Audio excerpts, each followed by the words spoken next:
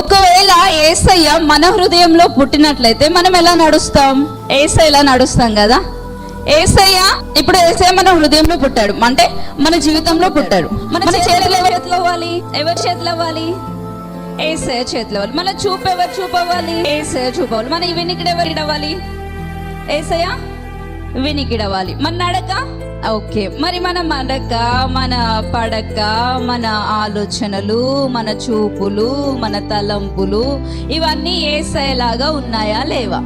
2000 సంవత్సరాల క్రితము యేసయ్య ఆ పశువుల పాకలో జన్మించినాడండి, అయిపోయింది. మన పాపాల కోసము ఆయన మరణించినాడు, అయిపోయింది. ఇంకా యేసయ్యతో మనకి అవసరం లేదు అని అనుకుంటున్నామా?